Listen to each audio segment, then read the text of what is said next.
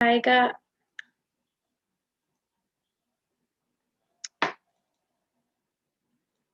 नाम है कर्मयोग कृष्ण भावनामृत में कृष्ण भावनामृत कर्म।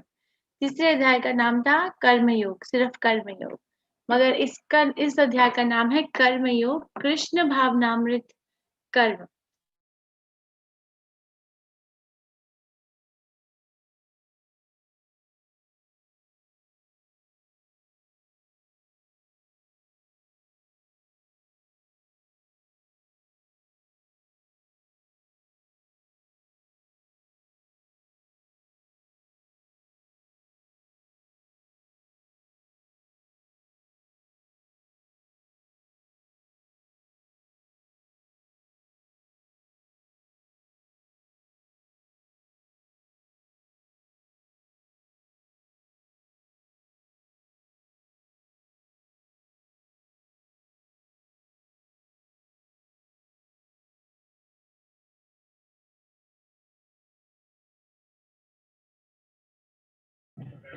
हरे कृष्णा सभी को। माता जी कुछ ही देर में आ जाएगी, उनका कंप्यूटर का कुछ प्रॉब्लम है, तब तक मैं कीर्तन करती हूँ। नमो विष्णुपदाय कृष्णपृष्ठाय भूतले श्रीमते भक्तिवेदान्त स्वामिनेति नामिने। नमस्ते सरस्वती देवी गौरवाणी प्रचारिणी निर्विशेष शून्यवादी पाश्चात्य देशतारिणी। जय श्री कृष्ण चैतन्य प्रभु नित्यानंदा श्री अद्वैत गदाधर श्रीवासादि गौर भक्तवृंदा। जय श्री कृष्ण चैतन्य प्रभु नित्यानंदा श्री अद्वैत गदाधर श्रीवासादि गौर भक्तवृंदा। हरे कृष्णा कृष्ण कृष्ण हरे हरे, हरे राम राम राम हरे हरे। हरे कृष्णा कृष्ण कृष्ण हरे हरे, हरे राम राम राम हरे हरे। हरे कृष्णा कृष्ण कृष्ण हरे हरे, हरे राम राम राम हरे हरे। हरे कृष्णा कृष्ण कृष्ण हरे हरे, हरे राम राम राम हरे हरे। हरे कृष्णा कृष्ण कृष्ण हरे हरे, हरे राम राम राम हरे हरे। हरे कृष्णा कृष्ण कृष्ण हरे हरे, हरे राम राम राम हरे हरे। हरे कृष्णा कृष्ण कृष्ण हरे हरे,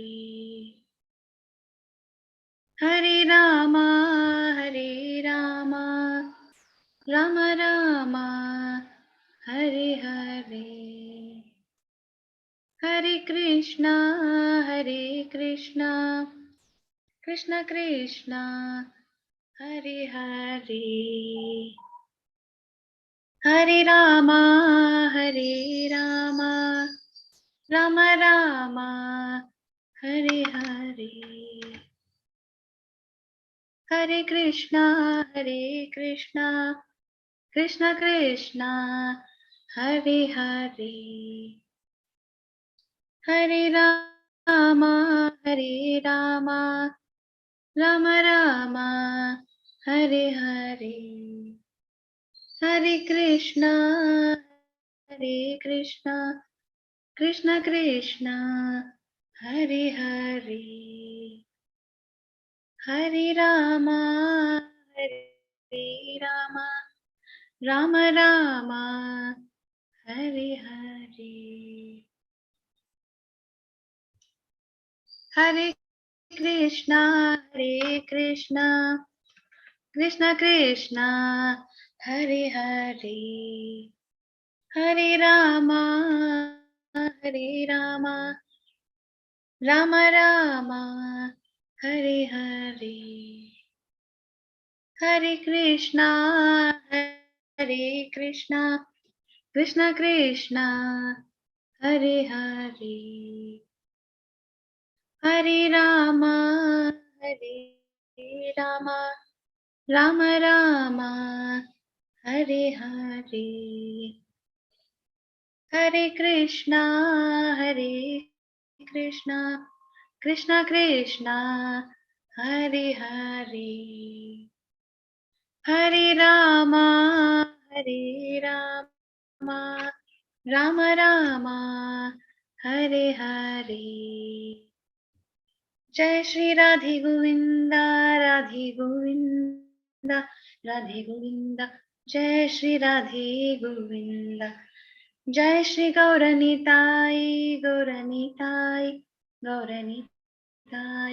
जय श्री गौरनीताई, जय श्रीला प्रभुपाद जय श्रीला प्रभुपाद। हरि बोल।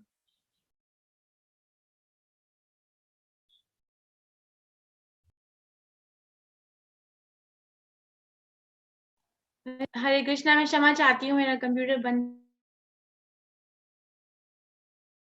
हो गया था। रूपा माता जी, मेरी आवाज आ रही है?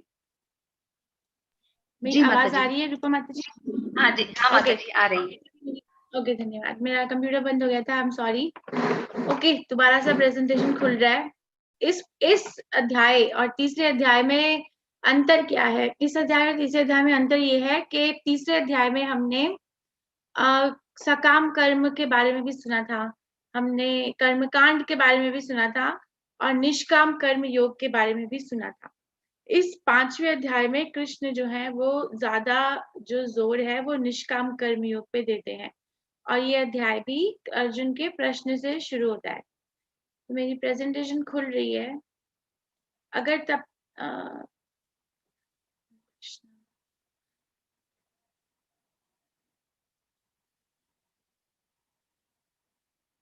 हरे कृष्णा कृष्णा कृष्णा हरे हरे, हरे राम राम राम हरे हरे, हरे कृष्ण कृष्ण कृष्ण हरे हरे, हरे राम राम राम हरे हरे। सब कुछ ही धीरे हो रहा है इस आज की दोपहर में, मैं माफी मांगती हूँ। तो ओके, 5वां अध्याय, और इसमें भी अर्जुन जो है, ये जो अध्याय है ये प्रश्न से शुरू करते हैं। इसमें प्रश्न क्या होता है कि कर्म संन्यास और कर्म योग दोनों में से कौन सा ज्यादा विशिष्ट है? कर्म योग विशिष्ट है या कर्म संन्यास विशिष्ट है? अगर आप किसी को याद हो तो कोई मुझे बता सकता है कि जो तीसरा अध्याय था उसकी शुरुआत में अर्जुन ने कृष्ण से क्या प्रश्न पूछा था? इसके लिए तो आप अपना हाथ भी खड़ा कर सकते हो। तीसरे अध्याय की शुरुआत में अर्जुन ने कृष्ण से क्या प्रश्न पूछा था? सोनाली हरदा माता जी, आप बताइए क्या प्रश्न पूछा था अर्जुन ने कृष्ण से? कृष्ण से माता जी आवाज नहीं आ रही। ये पूछा था कि मुझे वैराग्य लेना चाहिए या कर्म करना चाहिए। Very nice. और कृष्ण ने क्या उत्तर दिया था? कृष्ण ने कहा था कि वैराग्य में तो आपकी इच्छा रह जाएगी मन में, लेकिन निरिच्छा होके कर्म करना चाहिए। ओके, धन्यवाद माता जी के। करिश्मा माता जी, आप बता सकते हो कृष्ण ने क्या उत्तर दिया था? करिश्मा नेगी माता जी, कृष्ण ने क्या उत्तर दिया था इस प्रश्न का, जो वो माता जी ने भी बताया? कृष्ण माता जी। ओके, मुस्कान प्रभु और माता जी, आप बता दीजिए। उन्होंने कहा था कि अपना मन कहाँ लेके जाओगे, मन तुम्हारा संसारी चीजों में उलझा रहेगा, तो अपना मन कैसे शांत कर पाओगे। इसलिए कर्म करो, क्योंकि वो तुम क्षत्रिय हो, तो तुम्हारा मन बार बार उसी ओर जाएगा, इच्छाओं की ओर। कर्म करो, मगर किस प्रकार का कर्म करो? कर्म यानी नियत कर्म, जो क्षत्रिय है तो क्षत्रिय का कर्म करो। ओके, धन्यवाद। धन्यवाद माता जी। एक इसको और कोई भी बता सकता है? यज्ञाशेनी माता जी, किस प्रकार का कर्म करो? जी, हरे कृष्ण माता जी। कृष्ण जी ने ये उत्तर दिया था कि तुम वैराग्य रहो या कर्म करो, पर अगर तुम वैराग्य चयन कर रहे हो तो तुम्हारा मन उसी में रहना चाहिए, उससे भ्रमित नहीं होना चाहिए। अगर तुम वैराग्य ले रहे हो और अपनी इंद्रिय के चयन से अलग कुछ सोच रहे हो तो वो फिर निष्फल हो जाएगा। और फिर अगर तुम कर्म फल में चयन कर रहे हो और उससे भी तुम्हारा मन अगर भ्रमित हो रहा है तो वो भी निष्फल हो जाएगा। तो जो भी चूज करो उसी में हमारा मन लगना चाहिए। ओके, ठीक है। थैंक यू माता जी, धन्यवाद। ये अश्विनी चौरे माता जी, आप बताइए कृष्ण ने क्या उत्तर दिया था? किस प्रकार का कर्म करना चाहिए? निष्काम कर्म करना चाहिए, जैसे कोई अपेक्षा नहीं रखनी चाहिए कर्म करने के बाद। किस चीज की अपेक्षा नहीं रखनी चाहिए? फल की। धन्यवाद। और फिर फल तो आएगा, किसको देना चाहिए फल? कर्म करोगे तो फल कृष्ण को अर्पित करना चाहिए। धन्यवाद। यस, उसको बोलते हैं निष्काम कर्मयोग। धन्यवाद। आप अपना हाथ नीचे कर सकते हैं। बहुत बहुत धन्यवाद। तो 5वें अध्याय का नाम है कर्मयोग, कृष्ण भावनामृत भावित कर्म।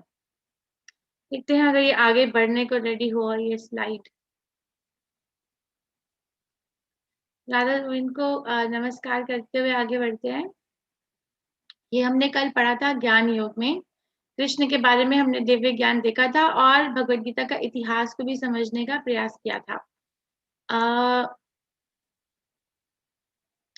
और फिर कृष्ण सभी पथों के लक्ष्य और वर्णाश्रम व्यवस्था के निर्माता के रूप में, जहाँ हमने चातुर्वर्ण मया श्रेष्ठम गुना कर्मा विभागशः, कि कृष्ण ने इस समाज को 4 भागों में विभाजित किया है।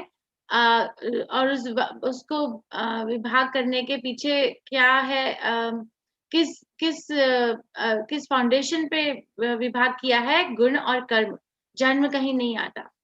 और फिर कर्मयोग, कर्मो ही अपि बोधाव्यम, जहां हमने वो श्लोक पढ़ा था 17वां, कि अकर्म, कर्म और विकर्म में अंतर क्या होता है। फिर दिव्य ज्ञान की ओर ले जाने वाले बलिदान, के हर एक व्यक्ति को बलिदान तो करना ही पड़ेगा। इस भौतिक जगत में रहने के लिए भी बलिदान करना आवश्यक होता है, तो आध्यात्मिक जगत में जाने के लिए तो अवश्य ही बलिदान करना होता है। और अलग अलग व्यक्ति अलग अलग प्रकार के बलिदान करते हैं, जो हमने सुना था। उदाहरण के तौर पे जो ब्रह्मचारी होते हैं वो अपने सुनने की क्षमता का बलिदान करते हैं। उनके कानों में कृष्ण भावनामृत के अलावा कुछ और जाता नहीं है पूरे जीवन काल। और दिव्य ज्ञान का सारांश, अगर ये दिव्य ज्ञान सीखना है तो फिर एक गुरु की आवश्यकता होती है। तद विधि प्रणिपातेना परिप्रश्नेना सेवया। और आज का जो है ये है सारांश के संन्यास, कर्म संन्यास या कर्म योग। कृष्ण जो है कर्म योग की विशिष्टता बताते हैं कर्म संन्यास के ऊपर। और निष्काम कर्म बंधन से मुक्त करता है। किस प्रकार निष्काम कर्म एक व्यक्ति को बंधन से मुक्त करता है, कृष्ण इसके बारे में बताएंगे। और परमात्मा पर ध्यान के द्वारा मुक्ति।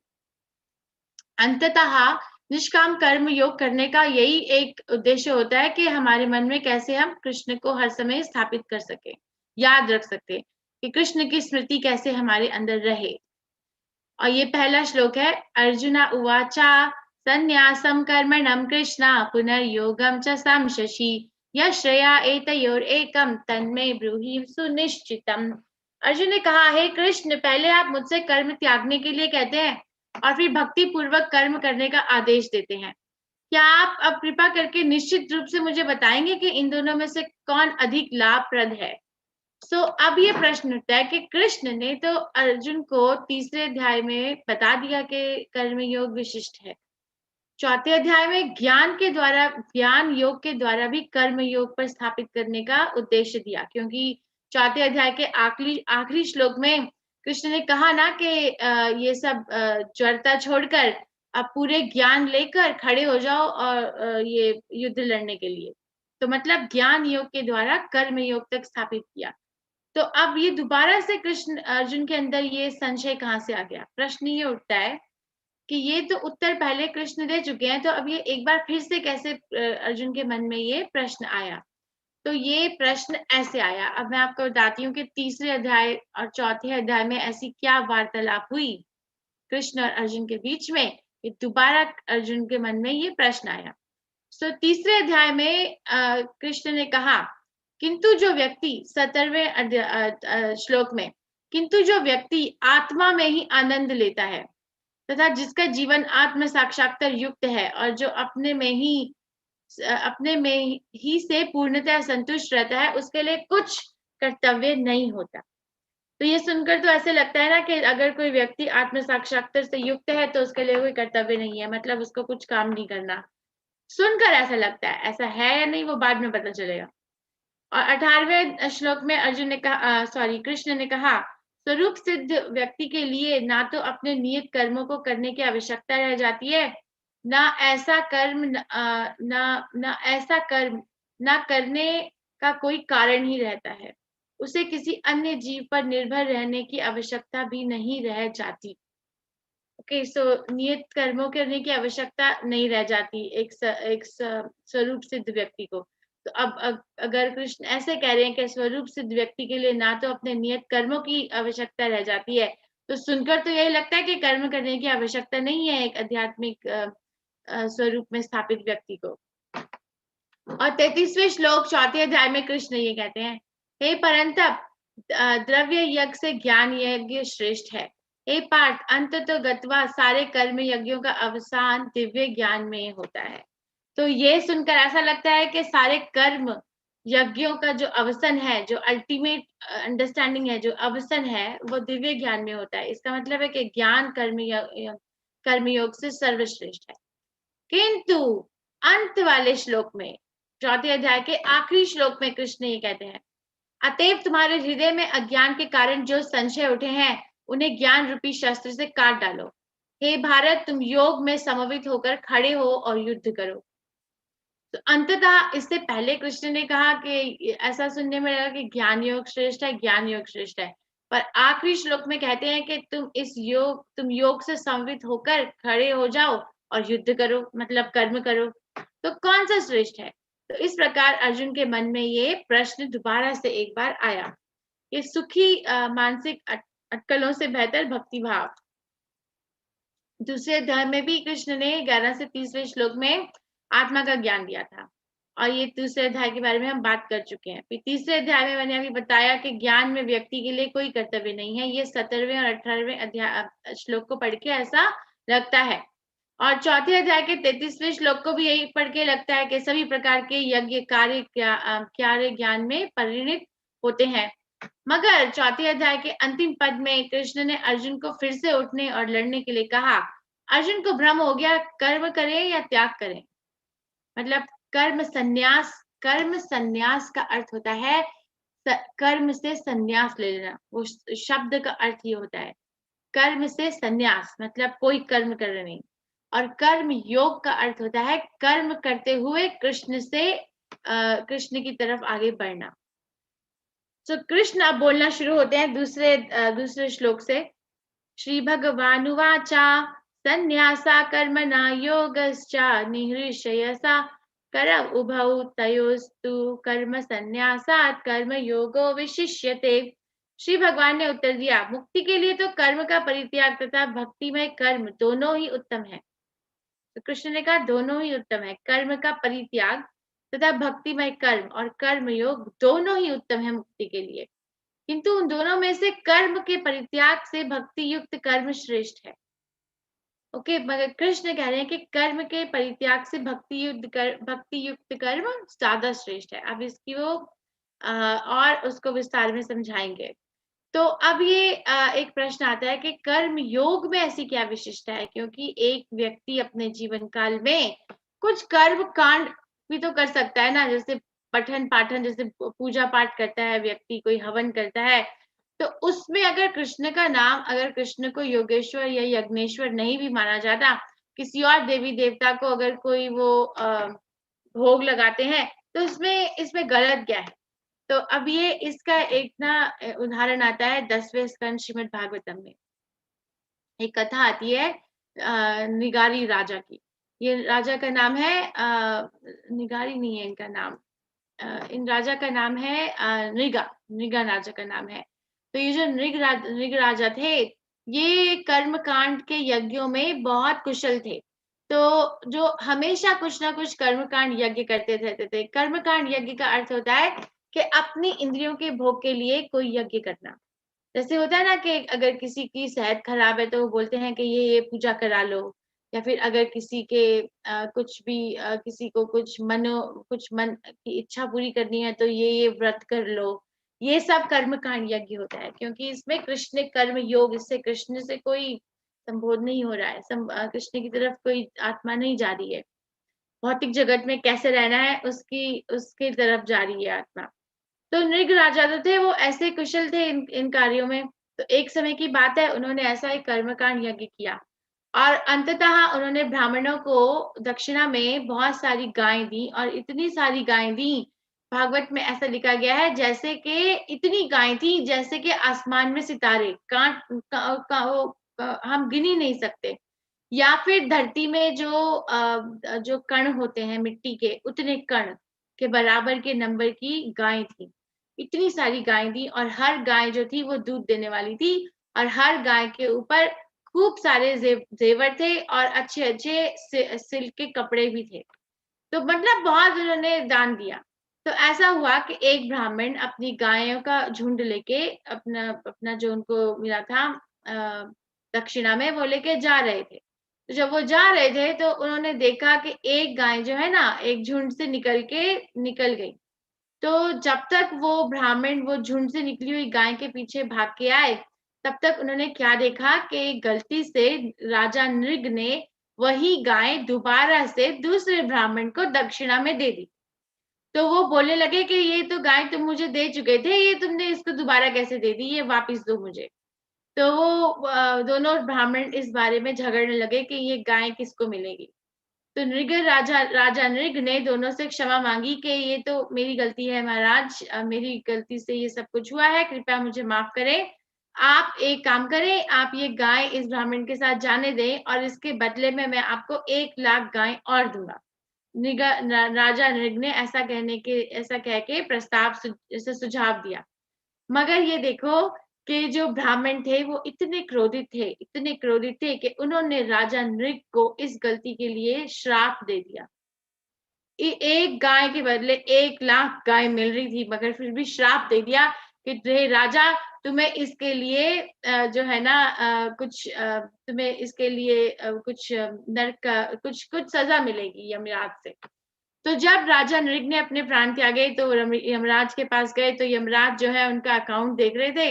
तो उन्होंने कहा कि राजा नृग, आपने तो बहुत कर्मकांड किए हैं अपने जीवन काल में, आपको तो ऊपर के लोकों में जाना है, मगर एक गलती है, एक श्राप है आपके जीवन में। तो आप मुझे बताइए कि आपको पहले अपने जो पुण्य कर्म है उनको भोगना है या जो पाप करण है उनको भोगना है। तो राजा नृग ने कहा एक ही पाप करण है, तो मुझे पहले पाप करण की सजा दे दो, सजा के बाद मैं और बाकी भोग कर लूंगा जो मेरे जो पुण्य करण है कर्म है उनके। तो तो फिर यमराज ने कहा कि महाराज आपको एक छिपकली के रूप में एक कुएं के अंदर हजारों वर्षों तक अपना जीवन व्यतीत करना पड़ेगा। तो मगर नारद मुनि ने उन्हें एक वरदान दिया कि जो है राजा नृग इस तरीके से एक छिपकली की तरह अकेले इस कुएं के अंदर रहेंगे, मगर कई वर्षों के बाद कृष्ण जब आएंगे तो कृष्ण के हाथ लगते ही वो राजा नृग अपना स्वरूप वापिस पा लेंगे। तो ऐसा हुआ कि वो एक छिपकली के प्रकार से कुएं के नीचे रहने लगे। ऐसा लिखा जाता है कि जो छिपकली थी वो काफी बड़ी थी और कुआं इतना नीचे नहीं था। तो ऐसा होता था कि जो भी व्यक्ति उस पार्क में आते थे तो वो इस छिपकली को देखते थे और सोचते थे कि हम इस छिपकली को बाहर निकाल देते हैं। तो वो निकालने का प्रयास करते थे मगर कभी भी निकाल नहीं पाते थे। तो बहुत वर्षों के बाद कृष्ण और उनके परिवार जो थे वो उस पार्क में, उस जगह में जहाँ पे ये कुआं था वहां पे ऐसे घूमने फिरने के लिए आए। तो जो कृष्ण के पुत्र थे उन्होंने ये कुएं के अंदर ये छिपकली को देखा और वो भी निकालने का प्रयास करने लगे मगर उनसे नहीं निकाली गई ये छिपकली। तो फिर वो अपने पिता के पास गए कि पिताजी हमें ये छिपकली निकाल के दो, हमें खेलना है। तो कृष्ण तब आए और कृष्ण ने अपने बाएं हाथ से अपना वो छिपकली को बाहर निकाला तो राजा नृग को अपना स्वरूप वापस मिला। और तब राजा नृग ने कृष्ण की आराधना करते हुए उनसे ये क्षमा मांगी कि मुझे लगता था कि कर्मकांड जो होता है, कर्मकांड सर्वश्रेष्ठ होता है। मगर मैंने तो कर्मकांड करते हुए भी एक पाप को भोगा है। तो इसका मतलब है कि कर्म योग विशिष्ट होता है।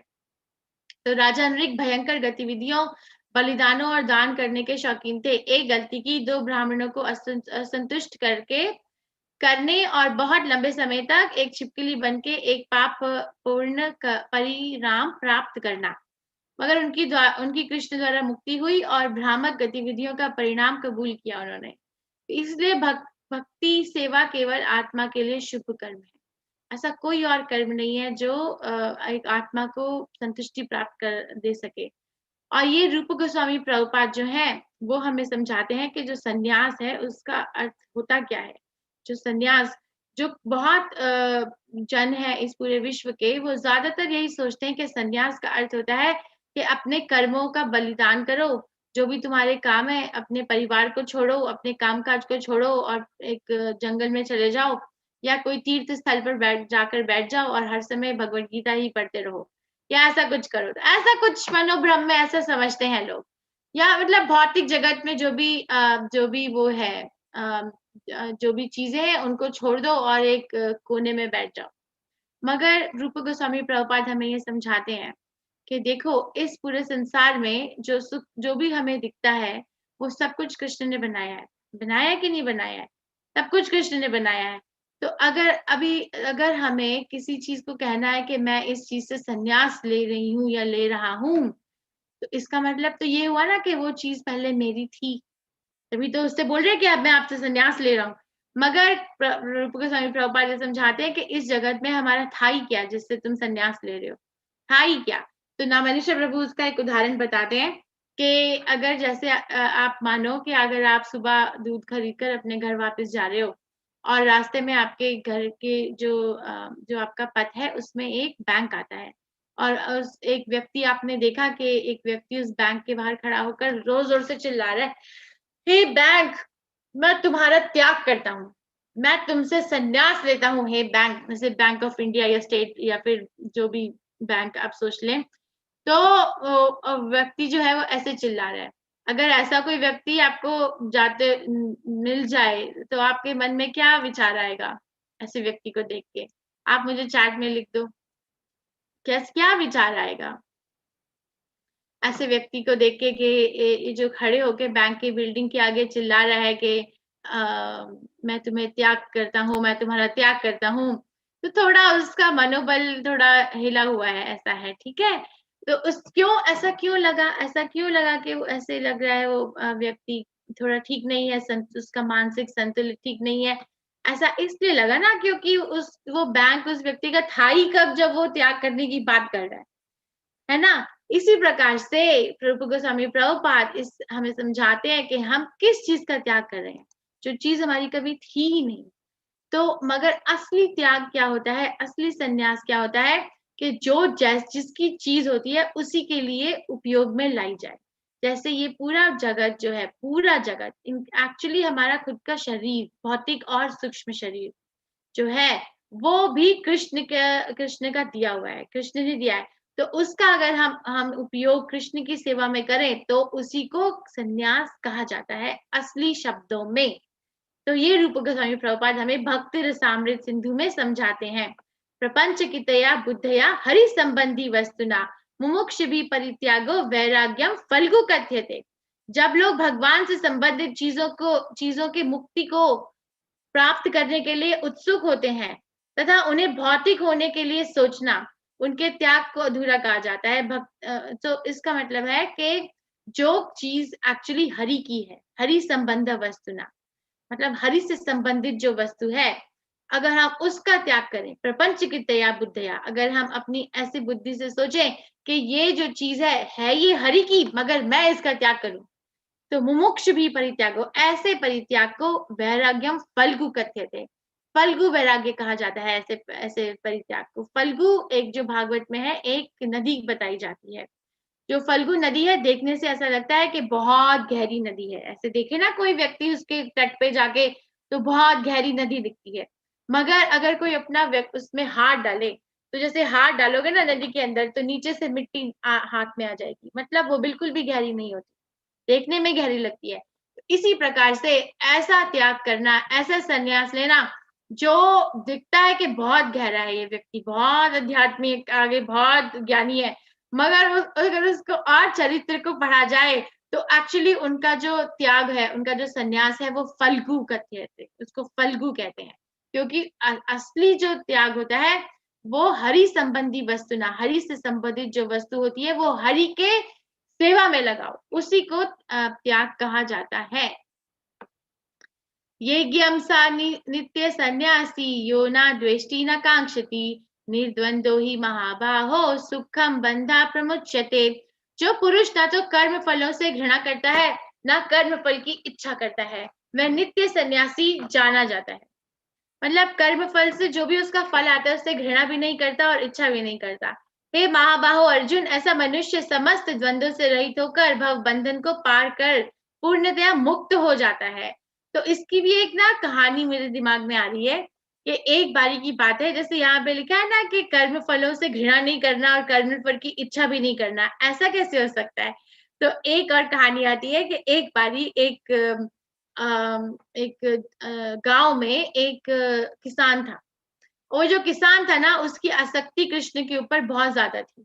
तो उसके जीवन में जो भी कुछ होता था तो वो हमेशा यही कह के संतुष्ट होता था कि जैसी भगवान की मर्जी, जो भगवान ने किया वही सही है, जो कृष्ण ने किया वही सही है।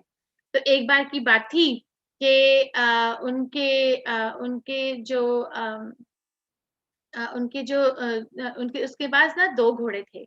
तो वो 2 घोड़ों में से एक बारी एक घोड़ा भाग गया। उनको 2 घोड़ों की आवश्यकता होती थी अपना कार्य करने के लिए, खेती में या जो भी वो कार्य करते थे, पर एक घोड़ा भाग गया।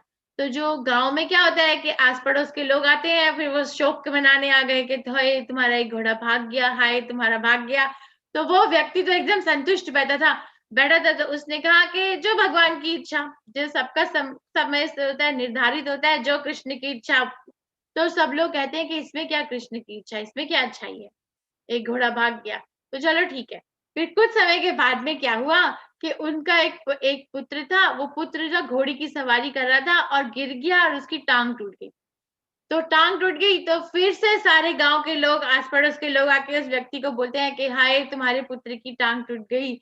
बहुत शोक हुआ, बहुत दुख हुआ सुनकर।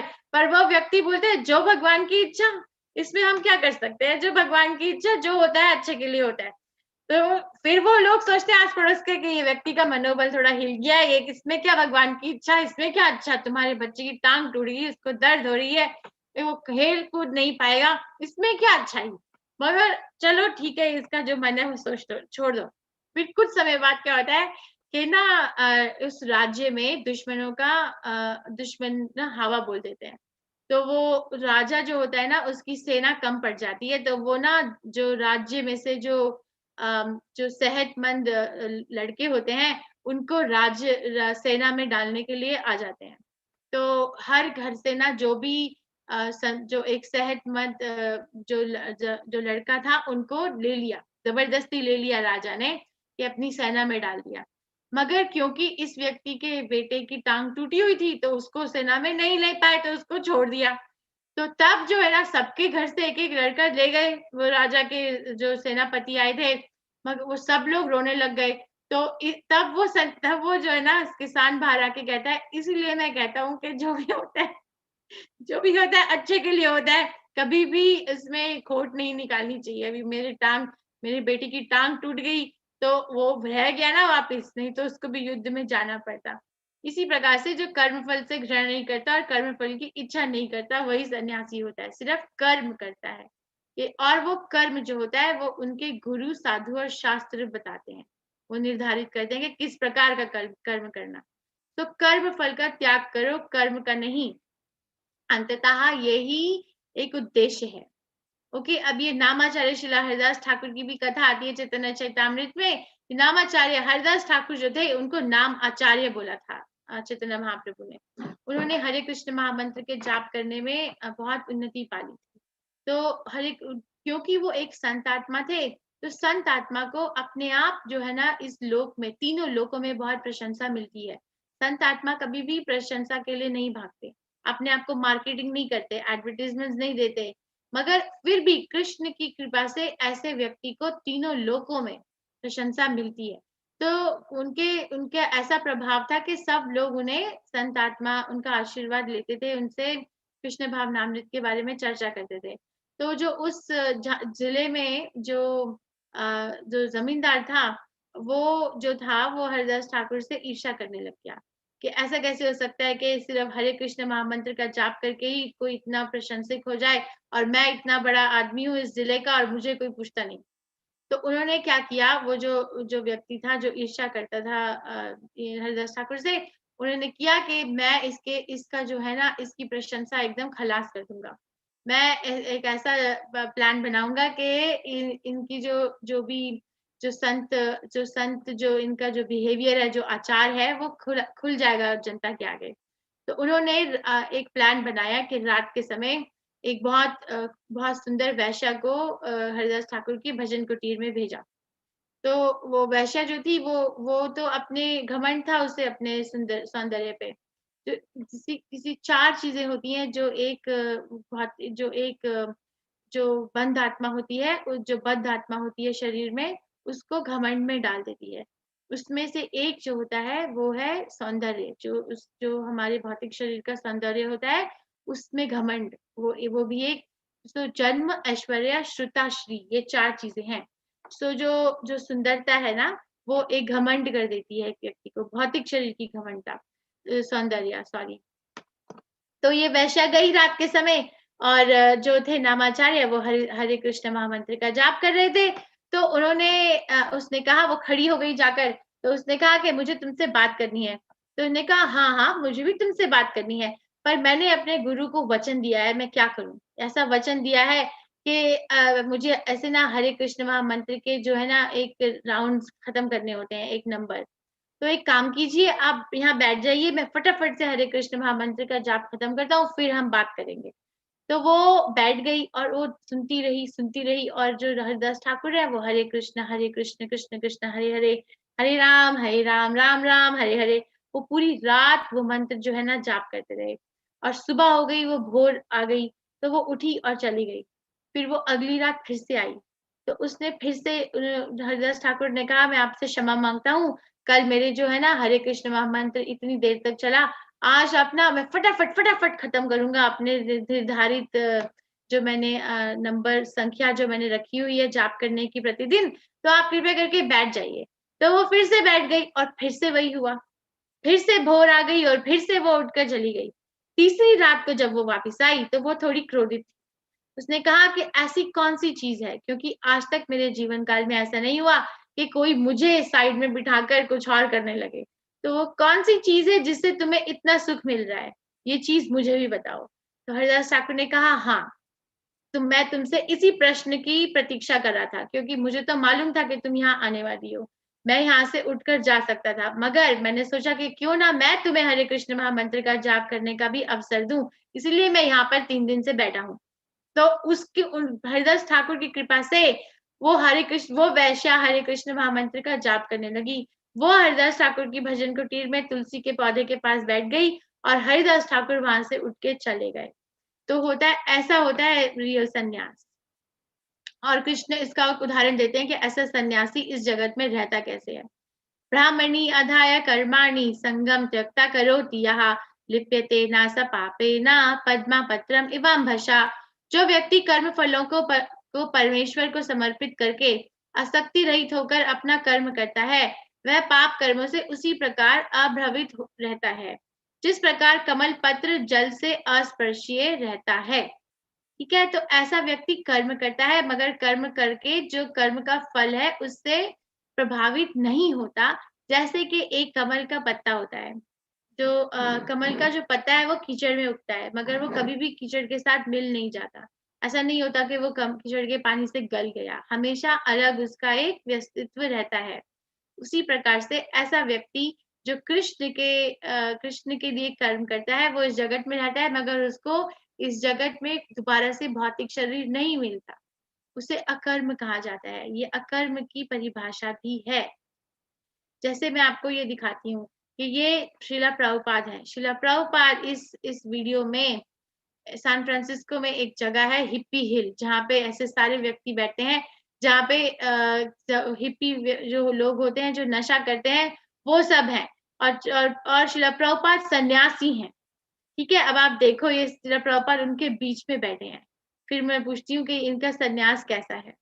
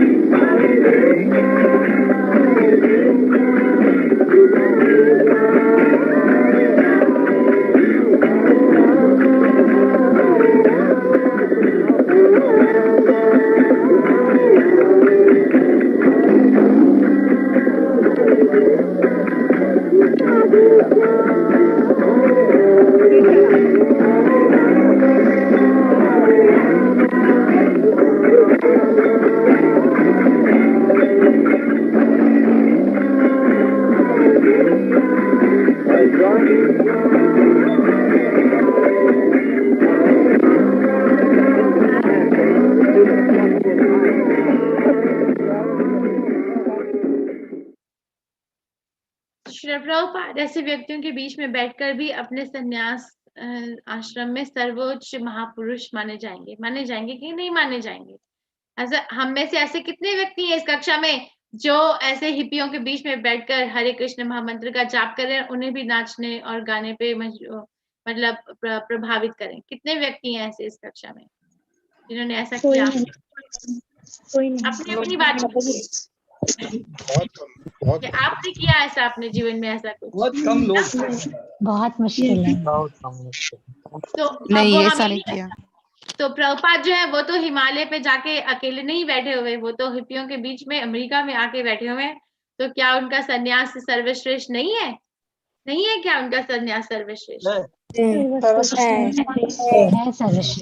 तो ऐसे महापुरुष, धन्यवाद, ऐसे महापुरुष अपने जीवन काल से हमें उदाहरण देते हैं कि हमें जीना कैसे चाहिए। ओके, सो विद्या विनाय संपन्ने ब्राह्मणे गविहस्तिनी सुनीचे व स्वपाकवे चा पंडिता समदर्शिना। तो एक पंडित होता है, वो ऐसा व्यक्ति होता है जिसको समदर्शिना होता है। तो विनम्र साधु पुरुष अपने वस्तित्व ज्ञान के कारण एक विद्वान तथा विनीत ब्राह्मण गाय, हाथी, कुत्ता तथा चंडाल को समान दृष्टि समभाव से देखते हैं। तो विनम्र साधु पुरुष जो होता है वो इन सारी चीजों को समान भाव से देखता है। क्यों देखता है समान भाव से? क्योंकि उसको उस शरीर नहीं, उस शरीर के अंदर स्थापित आत्मा और परमात्मा नजर आती है जो सेम होती है। बाहर के कपड़े अलग होते हैं, बाहर का शरीर अलग होता है, शरीर का रंग अलग होता है, आकार अलग होता है, योनि अलग होती है, मगर जो अंदर आत्मा है और जो आत्मा परमात्मा का अंश है वो उनको नजर आती है। तो इसीलिए उनको विनम्र साधु पुरुष कहा जाता है कि इतना आसान नहीं होता है। मगर कृष्ण जो है एक उदाहरण देते हैं कि जो इस जगत में जो भौतिक आत्मा है वो जो है ना, वो इंद्रियों का भोग करने से जो सुख मिलता है उसको सर्वश्रेष्ठ मानती है। मगर देखते हैं कि कृष्ण का इसमें क्या विचार है। ये ही संस्पर्श जा भोगा दुख योनाय एवते आदि अंतवंत कौन्तेया नातेषु रमते बुधे बुधः। इसका अर्थ है कि ये ही संस्पर्श जा भोगा। संस्पर्श जा भोगा मतलब संस्पर्श जा, स्पर्श का मतलब होता है कि टच करना। किस चीज का? कि जो भोग के जो इंद्रियों भोग करने के जो हमारे जो साधन है, जैसे कान है, आंख है, इंद्रियां है, नाक है, हाथ है या फिर जीवा है, उस इंद्रियों के जो विषय है उसके स्पर्श में ले आइए। मैं आपको उदाहरण देती हूँ, मैं हर कक्षा में यही उदाहरण देती हूँ मगर ये समझ में आना आसान होता है। जैसे कोई मदिरा पीना चाहता है, ठीक है, तो जो इंद्रिय है वो जीवा हुई और इंद्रियों का विषय क्या हुआ? वो मदिरा की बोतल, ठीक है। तो वो ऐसा व्यक्ति, इसके मन में ऐसा विचार आता है कि मैं इस मदिरा को अपने जीवा के ऊपर डालूंगा और जो उससे सुख मिलेगा वही सबसे सर्वश्रेष्ठ सुख है। तभी तो इतनी लोग इतना भागते हैं खरीदने के लिए, पैसा कमाते हैं उसके लिए, करते हैं ना। तो इसीलिए है ना कि उस मदिरा को जबान पे डालो, वो जो स्पर्श आया मदिरा और जीवा का, उससे जो सुख आया वही बहुत अच्छा है। मगर कृष्ण क्या कह रहे हैं? यही संस्पर्श जा भोगा दुख योना या एवते। शुरू हो गया दुख का जो उनकी जो जर्नी है, जो उनकी जो दुख का जो अभी उनका जो आगे चलने के जो उनके जो दुख है वो शुरुआत हो गई। क्यों शुरुआत हो गई? ऐसी चीज दुख क्यों ला रही है? कृष्ण इसका भी उत्तर दे रहे हैं दूसरी लाइन में। आदि अंतवंत कौन्तेया, इसका अर्थ है हे कुंती पुत्र, क्योंकि ऐसे सुख का आदि है और अंत है। आदि मतलब होता है शुरुआत और अंत मतलब होता है कि खत्म हो जाना। तो ऐसा जो इंद्रियों के विषय और इंद्रियों के स्पर्श से जो सुख उत्पन्न होता है वो आदि है, उसका आदि होता है और उसका अंत होता है। उसकी शुरुआत होती है और उसका अंत हो जाता है। ना तेषु रमते बुधाः, मगर एक ऐसा जो विनम्र पुरुष, चतुर पुरुष होता है, वो ऐसी चीजों में रमता नहीं है। उसको ऐसी चीजों में जो खत्म हो जाए और जिनकी शुरुआत हो, मतलब जो शाश्वत चीजें हो, उनमें उसको सुख नहीं मिलता। सो बुद्धिमान मनुष्य दुख के कारणों में भाग नहीं लेता जो कि भौतिक इंद्रियों के संसर्ग से उत्पन्न होते हैं। हे कुंती पुत्र, ऐसे भोगों का आदि तथा अंत होता है, अतः चतुर व्यक्ति उनमें आनंद नहीं लेता। अब मैं आपको इसका उदाहरण देती हूँ कि ऐसे जो पशु योनि होती है उनमें एक इंद्रियां सर्वश्रेष्ठ मानी जाती है। जैसे कि ये कीड़े हैं, मेरे को इसका एक्सपीरियंस है। बारिश के बाद एक बल्ब होता है और बल्ब में के आसपास इतने सारे कीड़े नजर आते हैं, रात के समय आते हैं।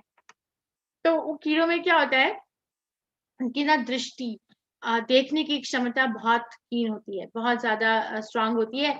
तो वो देखने की क्षमता से वो इस बल्ब की लाइट की तरफ जाते हैं। फिर क्या होता है कि वो उसका स्पर्श करते हैं और फिर वो गरम गरम बल्ब होता है, वो उनके शरीर को जब वो स्पर्श करता है तो वो भुन जाते हैं, तो उनकी मृत्यु हो जाती है। तो वो अपनी आंख को देखने के लिए इंद्रियों के विषय के पास गए, वो भुन गए, मृत्यु हो गई। चलो ये आंख का हुआ, ठीक है। आगे देखते हैं। ये हिरण है, हिरण की सुनने की क्षमता। हिरण को कैसे पकड़ा जाता है जंगल में? जो जो जो शिकार करने जाता है शिकारी, वो बांसुरी बजाता है ना। तो बांसुरी, बहुत सुरीली बांसुरी बजाता है। तो हिरण जो है वो, उसको बहुत मजा आने लगता है, तो वो कान की जो विषय है, वो बांसुरी की जो ध्वनि है, वो उसके पीछे पीछे भागता है। तो भागता है तो शिकारी उसको पकड़ लेता है, खत्म, शुरू हो गया उसके दुख का जीवन। और ये एक वो है मधुमक्खी है। अब मधुमक्खी है, उसकी जो सूंघने की क्षमता होती है वो बहुत ज्यादा स्ट्रांग होती है, बहुत। तो वो क्या करती है मधुमक्खी कि वो जाती है और जाकर फूलों को रस चूसने की को प्रयास करती है।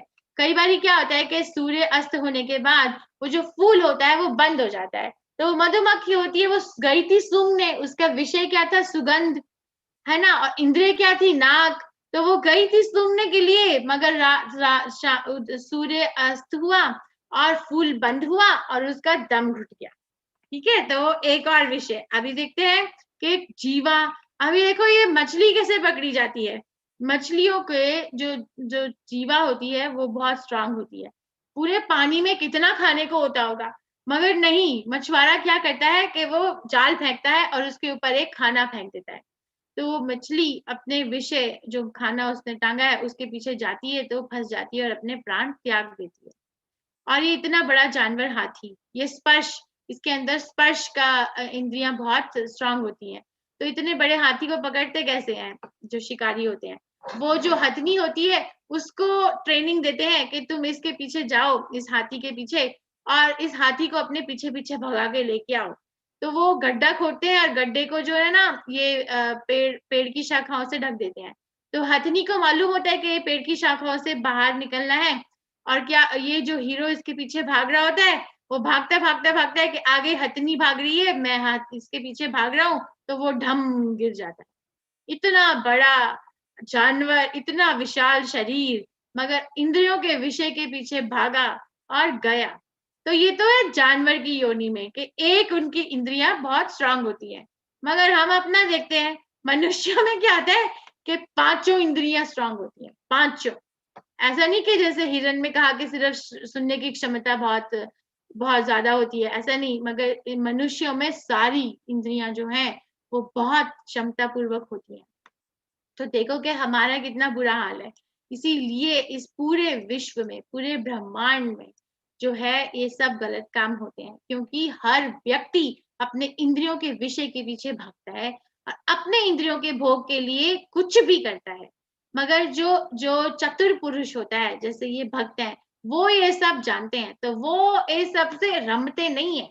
उनको इसमें कोई भी सुख नजर आता ही नहीं है, क्योंकि कृष्ण ने कह दिया आदि अंतवंत कौन्तेय, ना ना क्या था ना ना तेषु रमते बुधा, तो वो नहीं रमेगा। तो ये है एक भक्त की परिभाषा, उनका आचार और विचार इस प्रकार से होता है। ठीक है, तो अब कृष्ण कहते हैं कि इतनी मैंने तुम्हें समझा दिया कि इस जन्म, इस भौतिक शरीर के कारण जो भी सुख मिलता है वो हमेशा दुख देता है।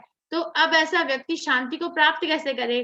तो प्रभुपाद कहते थे कि ये जो आखिरी श्लोक है इस अध्याय का, इसको कहते हैं शांति देने वाला श्लोक। तो कैसे शांति प्राप्त मिलेगी, कैसे मिलेगी एक व्यक्ति को? भोक्ताराम यज्ञा तपसाम सर्वलोका महेश्वरम सुहृदम सर्वभूतानाम ज्ञात्वा माम शांतिम रक्षति। तो कृष्ण कहते हैं कि भोक्ताराम यज्ञ तपसाम, भोक्ता मतलब होता है कि अंत में आनंद प्राप्त करने वाला व्यक्ति। तो कृष्ण कहते हैं कि मैं भोक्ता हूँ, किस चीज का भोक्ता हूँ? यज्ञ और तपस। जो भी यज्ञ करते हैं व्यक्ति और जो भी तपस्या करते हैं, वो सारे यज्ञ और तपस्याओं का जो भोक्ता हूँ वो मैं हूँ। अच्छा, यज्ञ और तपस्या किसने किया? किसने? प्रेम किशोरी ने किया वो यज्ञ तपस्या, या फिर रूपा माता जी ने, या हर्षिता माता जी ने, या मीनाक्षी माता जी ने? किसने, किसके द्वारा किया गया यज्ञ और तपस्या? ये भोक्ता है कृष्ण। कृष्ण अपने आप ही उस बात का उत्तर देते हैं, सर्वलोक महेश्वर। सारे लोक, सारे के सारे ब्रह्मांड में जो भी व्यक्ति यज्ञ और तपस्या करते हैं उन सब का भोक्ता मैं हूं। सुहृदम सर्वभूतानाम, सुहृद का मतलब होता है सबसे प्रिय मित्र। तीन तरह के मित्रों की, तीन तरह के दोस्तों की परिभाषा है शास्त्रों में। एक होता है मित्र, एक बंधु और एक सुहृद। सुहृद जो होता है वो सबसे प्रिय मित्र, मतलब बेस्ट फ्रेंड। सो कृष्ण कहते हैं मैं सर्वभूतानाम, सभी जंतुओं का, सभी प्राणियों का, चाहे वो वैकुंठ लोक या गोकुल धाम में रहते हैं या फिर वो इस भौतिक जगत में रहते हैं, सबका सुहृद मैं हूँ। सबसे सबसे प्रिय मित्र सबका मैं हूँ। जो इस बात को जानता है, ज्ञात्वा माम, जो मुझे इस प्रकार से समझता है, शांति रक्षति, उसी को केवल शांति की प्राप्ति होती है। इस श्लोक का ये अर्थ है। मुझे समस्त यज्ञों तथा तपस्याओं का परम भोक्ता, समस्त लोकों तथा देवताओं का परमेश्वर एवं समस्त जीवों का उपकारी एवं हितैषी जानकर मेरे भावनामृत में पूर्ण पुरुष भौतिक सुखों से शांति लाभ करता है। बाकी अगर कोई व्यक्ति इस आचरण में स्थापित नहीं है तो वो सिर्फ शो कर रहा है कि मैं शांति में हूं।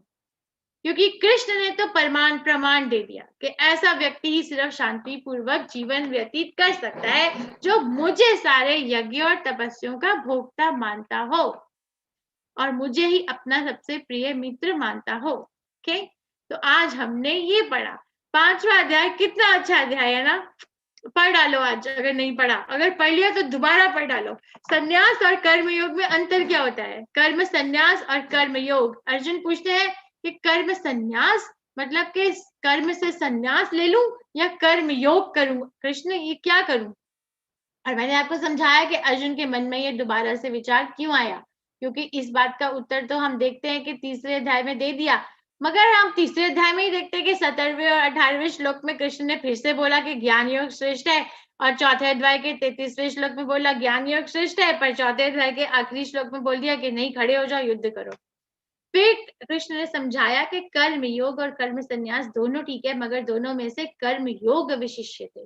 कर्म योग मतलब अपना कर्म करो मगर उसका फल की प्राप्ति नहीं करो, वो कर्म योग विशिष्ट है। और मैंने आपको रूप गोस्वामी प्रभुपाद की परिभाषा जो भक्ति रसामृत सिंधु में है संन्यास की, वो समझाई कि फल्गु वैराग्य क्या होता है और असली वैराग्य क्या होता है। फिर निष्काम कर्म जो होता है वो बंधन से मुक्त करता है। जैसे इसका उदाहरण कृष्ण ने 10वें श्लोक में दिया, जैसे कमल का पत्ता होता है, इस अपने कीचड़ में रहता है मगर कीचड़ से लिपता नहीं है, उसको कुछ फर्क नहीं पड़ता उस कीचड़ के पानी से। उसी प्रकार से एक व्यक्ति जो भक्त होता है वो इस भौतिक जगत में इस प्रकार रहता है कि वो कर्म करता है मगर कर्म के बंधन में आता नहीं है, क्योंकि वो कृष्ण के लिए करता है। और परमात्मा पर ध्यान के द्वारा मुक्ति, उसमें ये 29वां श्लोक था कि सिर्फ एक ही ऐसा व्यक्ति है जिसको पूर्णतः शांति प्राप्त होगी। वो कौन सा व्यक्ति है? जो कृष्ण को भोक्ता राम यज्ञ तपस्या, सारे कृष्ण को भोक्ता मानता है, सारे योग्य और तपस्या का, और कृष्ण को ही सुहृत मानता है। कृष्णा कॉन्शियसनेस एक बहुत सुंदर चीज है। जब हम कृष्ण भावनामृत में एक प्रॉपर बोनाफाइड गुरु, एक परंपरा से स्थापित अपने आप को जोड़ते हैं और कृष्ण भावनामृत को समझने का प्रयास करते हैं तो कोई संशय नहीं रह जाता। किसी भी चीज के संशय रहने का कोई स्थान ही नहीं होता है, क्योंकि कृष्ण वो संशय वाली जो जगह होती है हमारे हृदय में उसको ले लेते हैं और संशय जो होता है वो निकल जाता है। इसीलिए करना चाहिए। इसमें आपसे अनुरोध करती हूँ कि आप सब हरे कृष्ण महामंत्र का जाप करो अपने जीवन काल में। क्यों नहीं करोगे? अगर कोई चीज से सुख मिलता है तो वो क्यों नहीं करे? करना चाहिए ना। अगर ऐसा, मैं आपसे ये तो नहीं कह रही कि अब मैं आपको सीक्रेट मंत्र दूंगी, आप मुझे पैसे दो तभी मैं आपको बताऊंगी। हमने तो फ्री निशुल्क कक्षा खोली हुई है, तो फिर निशुल्क अगर कृष्ण भगवान मिल रहे हैं, अगर शांति प्राप्त करने का मौका मिलता है तो क्यों नहीं ले? एक विनम्र पुरुष जो होगा ना वो अपने आप को ये बात का विचार करेगा गंभीरता से कि क्यों नहीं। कोई व्यक्ति बोलते हैं क्यों करें और हम बोलते हैं कि क्यों नहीं करो। तुम्हारा प्रश्न क्या है? ओके, सो हम प्रश्न उत्तर ले सकते हैं।